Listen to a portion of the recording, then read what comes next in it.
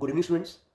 आज ਅਸੀਂ ਕਰਾਂਗੇ ਆਪਣਾ ਬਹੁਤ ਹੀ ਵਧੀਆ ਇੰਪੋਰਟੈਂਟ ਟੌਪਿਕ। ਠੀਕ ਹੈ, ਵੈਸੇ ਆਲਮੋਸਟ ਸਾਰੇ ਹੀ ਟੌਪਿਕ ਇੰਪੋਰਟੈਂਟ ਹੀ ਹੈ। ਠੀਕ ਹੈ, ਉਹਦੇ ਵਿੱਚ ਹੀ ਤੁਹਾਡਾ ਇੱਕ ਹੋਰ ਇੰਪੋਰਟੈਂਟ ਟੌਪਿਕ ਆ ਜਾਂਦਾ ਹੈਗਾ, ਦੈਟ ਇਜ਼ ਥ੍ਰੋਮਬੋਸਾਈਟਸ, ਜਿਹਨੂੰ ਅਸੀਂ ਹੋਰ ਕੀ ਬੋਲਦੇ ਹਾਂ, ਬਲੱਡ ਪਲੇਟਲੇਟਸ, ਜੋ ਕਿ ਬਲੱਡ ਦੀ ਕਲੌਟਿੰਗ ਦੇ ਵਿੱਚ ਇੱਕ ਸਭ ਤੋਂ ਜ਼ਿਆਦਾ ਇੰਪੋਰਟੈਂਟ ਰੋਲ ਪਲੇ ਕਰਦਾ ਹੈਗਾ। ਸਭ ਤੋਂ ਪਹਿਲਾਂ ਅਸੀਂ ਪੜਾਂਗੇ ਕੁਝ ਇਹਦੇ ਇੰਪੋਰਟੈਂਟ ਪੁਆਇੰਟ। ਹੁਣ ਆਪਾਂ ਸਟਾਰਟਿੰਗ ਕਰਦੇ ਹਾਂ ਆਪਣਾ ਥ੍ਰੋਮਬੋਸਾਈਟ। ਜੋ ਪਹਿਲਾ ਇੰਪੋਰਟੈਂਟ ਪੁਆਇੰਟ ਹੈਗਾ, that is these are irregular or we can say the spherical shape, ਜਿਹਦੀ ਜੋ ਸ਼ੇਪ ਹੁੰਦੀ ਹੈ irregular ਹੁੰਦੀ ਹੈ ਜਾਂ ਅਸੀਂ ਬੋਲਦੇ ਹਾਂ spherical shape ਜਿਹਦੀ ਹੋਈ ਹੁੰਦੀ ਹੈ। ਸੈਕੰਡ ਪੁਆਇੰਟ, ਕਲਰਲੈਸ ਹੁੰਦਾ ਲਿਕੁਇਡ, ਜਿਸ ਤਰ੍ਹਾਂ ਅਸੀਂ ਆਰਬੀਸੀ 'ਚ ਪੜਿਆ ਸੀਗਾ, ਰੈਡ ਕਲਰ ਹੈਗਾ, ਡਬਲਯੂਬੀਸੀ ਦਾ white colour, that is colourless. And similarly in the thrombocytes also the colour is white, ਯਾਨੀ ਅਸੀਂ ਬੋਲਦੇ ਹਾਂ ਕਲਰਲੈਸ। ਠੀਕ ਹੈ। The third point is these are produced in the bone marrow, bone marrow 'ਚ produce ਹੁੰਦੇ ਆ। ਉਸ ਤੋਂ ਬਾਅਦ ਲਾਈਫ ਸਪੈਨ ਹੁੰਦਾ ਹੈਗਾ 8 ਤੋਂ ਲੈ ਕੇ 9 ਦਿਨ ਤੱਕ। ਆਰਬੀਸੀ ਦਾ ਜੋ ਮੈਂ ਕੱਲ ਕਰਵਾਇਆ ਸੀਗਾ ਕਿ ਆਰਬੀਸੀ ਜੋ ਲਾਈਫ ਸਪੈਨ ਹੈਗਾ ਉਹ ਹੈਗਾ near about 120 days, and that for the WBC the lifespan is only for the few days or we can say the several weeks। ठीक है। सो ਉਹ ਜੋ ਤੁਹਾਨੂੰ ਵੀਡੀਓ ਮੈਂ ਪਿਛਲੀ ਕਰਵਾਈ ਸੀ, ਸਭ ਕੁਝ ਗਿਵਨ ਸੀਗਾ WBC ਆਰਬੀਸੀ ਦਾ, ਇੱਕ ਵਾਰੀ ਜ਼ਰੂਰ ਉਹ ਵੀਡੀਓ ਦੇਖ ਲਿਓ। ਠੀਕ ਹੈ। ਇਸ ਤੋਂ ਬਾਅਦ ਇੰਪੋਰਟੈਂਟ ਇੱਕ ਹੋਰ ਪੁਆਇੰਟ ਹੈਗਾ ਜੋ ਕਿ ਐਗਜ਼ਾਮ ਪੁਆਇੰਟ ਆਫ ਵਿਊ ਇੰਨਾ ਇੰਪੋਰਟੈਂਟ ਨਹੀਂ ਹੈ, ਬਟ ਅਗਰ ਕੋਈ ਕੰਪੀਟੀਸ਼ਨ ਐਗਜ਼ਾਮ ਤੁਸੀਂ ਦੇਣਾ ਚਾਹੁੰਦੇ ਹੋ ਉਹਦੇ ਵਿੱਚ ਇੱਕ ਕੁਐਸਚਨ ਆ ਸਕਦਾ ਹੈਗਾ ਕਿ low platelet count may also be called as thrombocytopenia. ਇਸ ਤੋਂ ਬਾਅਦ ਲਾਸਟ ਪੁਆਇੰਟ ਜੋ ਇਹਦੇ ਵਿੱਚ ਆਉਂਦਾ ਹੈਗਾ, ਦ ਪਲੇਟਲੇਟਸ ਆਰ ਪ੍ਰੋਡਿਊਸਡ ਇਨ ਮੈਗਾ ਕੈਰੀਓਸਾਈਟਸ। ਠੀਕ ਹੈ। ਹੁਣ ਇਹ ਜੋ ਵਰਡ ਹੈ ਮੈਗਾ ਕੈਰੀਓਸਾਈਟਸ, ਨਾਮ ਤੋਂ ਹੀ ਹੈ, ਮੈਗਾ ਮੀਨਸ ਲਾਰਜ, ਐਂਡ ਜੋ ਜਿੱਥੇ ਵਰਡ ਆ ਗਿਆ ਕੈਰੀਓਸਾਈਟਸ, ਕੈਰੀਓਸਾਈਟਸ ਮੀਨਸ ਨਿਊਕਲੀਅਸ ਦੀ ਗੱਲ ਕੀਤੀ ਗਈ ਹੈ। ਇਹਦਾ ਮਤਲਬ ਜੋ ਪਲੇਟਲੇਟਸ ਹੈਗੇ ਆ ਉਹ ਪ੍ਰੋਡਿਊਸਡ ਹੁੰਦੇ ਆ ਇਨ ਲਾਰਜ ਨਿਊਕਲੀਅਸ ਦੇ ਵਿੱਚ। ਠੀਕ ਹੈ ਬੇਟਾ, ਇੱਕ ਹੋਰ ਪੁਆਇੰਟ ਤੁਸੀਂ ਯਾਦ ਰੱਖਣਾ ਹੈ, 1 ਮੈਗਾ ਕੈਰੀਓਸਾਈਟਸ ਦੇ ਵਿੱਚ ਨੀਅਰ ਅਬਾਊਟ 10,000 ਸੈਲਸ ਹੁੰਦੇ ਆ। ਠੀਕ ਹੈ। 10,000 cells of the bone marrow, ਜੋ ਕਿ ਬੇਸਿਕਲੀ ਅੱਗੇ ਬ੍ਰੇਕ ਕਰਕੇ ਸਮਾਲ ਪੀਸਿਸ ਦੇ ਵਿੱਚ ਰਾਈਜ਼ ਕਰਦੇ ਆ ਪਲੇਟਲੇਟਸ ਨੂੰ। ਠੀਕ ਹੈ। ਇਹ ਸਟੂਡੈਂਟਸ, ਹੁਣ ਅਸੀਂ ਅੱਗੇ ਕਰਾਂਗੇ ਕਿ ਐਕਚੁਅਲੀ ਫੰਕਸ਼ਨ ਕੀ ਹੈ ਥ੍ਰੋਮਬੋਸਾਈਟਸ ਦਾ। ਅਸੀਂ ਥ੍ਰੋਮਬੋਸਾਈਟਸ ਕਿਉਂ ਪੜ੍ਹ ਰਹੇ ਹਾਂ, ਮੈਂ ਤੁਹਾਨੂੰ ਸਟਾਰਟਿੰਗ ਦੱਸਿਆ ਸੀਗਾ, it helps in the blood clotting. ਹੁਣ ਜਦੋਂ ਕੋਈ ਵੀ ਕੱਟ ਲੱਗਦਾ ਹੈਗਾ ਉਸ ਤੋਂ ਬਾਅਦ ਜੋ ਬਲੱਡ ਨਿਕਲਦਾ ਹੈਗਾ ਐਂਡ ਉਸ ਤੋਂ ਬਾਅਦ ਉਹਦੀ ਜੋ ਰਿਕਵਰੀ ਹੁੰਦੀ ਹੈ, ਜੋ ਕਲੌਟ ਬਣਦਾ ਹੈਗਾ, ਉਹ ਕਿਸ ਪ੍ਰੋਸੈਸ ਦੇ ਵਿੱਚ ਪੂਰਾ ਬਣਦਾ ਹੈਗਾ, ਇਹ ਹੁਣ ਅਸੀਂ ਅੱਗੇ ਪੜਾਂਗੇ। ਥ੍ਰੋਮਬੋਸਾਈਟਸ ਹੈਲਪਸ ਇਨ ਬਲੱਡ ਕਲੌਟਿੰਗ।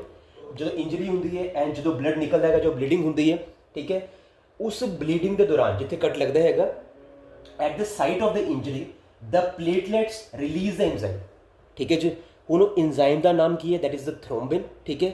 ਉਹਦੇ ਬਾਰੇ ਵੀ ਅੱਗੇ ਡਿਸਕਸ ਅਸੀਂ ਕਰਾਂਗੇ ਕਿ ਬੇਸਿਕਲੀ ਜਦੋਂ ਐਂਜ਼ਾਈਮ ਰਿਲੀਜ਼ ਹੁੰਦਾ ਹੈਗਾ, it stimulates to release a substance which is called as prothrombin activator, which in turn activates the conversion of prothrombin, a plasma protein, into a enzyme called as thrombin। ठीक है।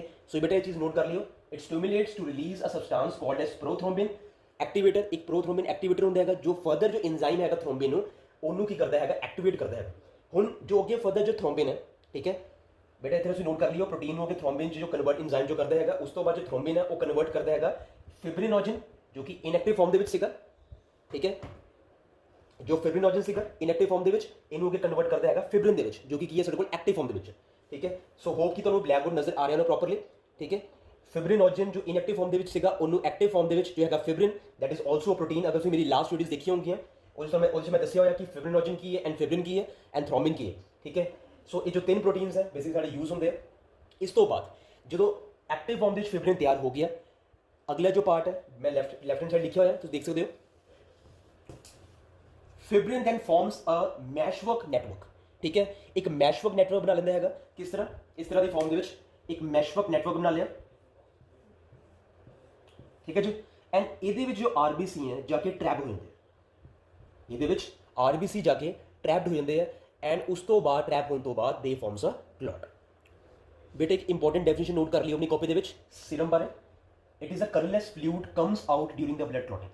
ਜਦੋਂ blood clot ਹੁੰਦਾ ਹੈਗਾ, ਠੀਕ ਹੈ, and ਜਦੋਂ ਇੱਕ properly ਇੱਕ ਮੈਸ਼ਵਰਕ ਨੈਟਵਰਕ ਬਣ ਜਾਂਦਾ ਹੈਗਾ, ਤੁਸੀਂ ਆਬਜ਼ਰਵ ਕੀਤਾ ਹੋਣਾ ਤੁਹਾਡੇ ਜਿਸ ਜਗ੍ਹਾ ਤੇ ਕੱਟ ਲੱਗਾ ਹੋਇਆ ਹੈ ਉੱਥੇ ਕਲਰਲੈਸ ਫਲੂਇਡ ਤੁਹਾਡੇ ਬਾਹਰ ਨਿਕਲੇਗਾ। ਉਸ ਕਲਰਲੈਸ ਫਲੂਇਡ ਨੂੰ ਅਸੀਂ ਕੀ ਬੋਲਦੇ ਹਾਂ, ਸਿਰਮ ਬੋਲਦੇ ਹਾਂ। ਐਂਡ ਬੇਟਾ ਇਹ ਜੋ ਸਿਰਮ ਹੁੰਦਾ ਹੈਗਾ, ਇਹਦੇ ਵਿੱਚ ਜੋ ਬਲੱਡ ਪਲਾਜ਼ਮਾ ਹੁੰਦਾ ਹੈਗਾ, ਉਹਦੇ ਵਿੱਚ ਫਿਬਰਿਨੋਜਨ ਦਾ ਪ੍ਰੈਜ਼ੈਂਟ ਨਹੀਂ ਹੁੰਦਾ। ਠੀਕ ਹੈ। The plasma from which the protein fibrinogen has been removed is called as serum. ਇਹ ਵੀ ਪੇਪਰ ਦੇ ਵਿੱਚ ਕਈ ਵਾਰੀ ਕੁਐਸਚਨ ਆ ਸਕਦਾ ਹੈ ਇਨ ਦ farm of fill in the blanks, ਜਾਂ ਤਾਂ ਉਹਦਾ ਤੁਹਾਨੂੰ ਕੁਐਸਚਨ ਪੁੱਛ ਸਕਦੇ ਆ। ਠੀਕ ਹੈ। ਸੋ मैं एक बार दोबारा रिपीट करूंगा, the plasma from which the protein fibrinogen has been removed is called as serum.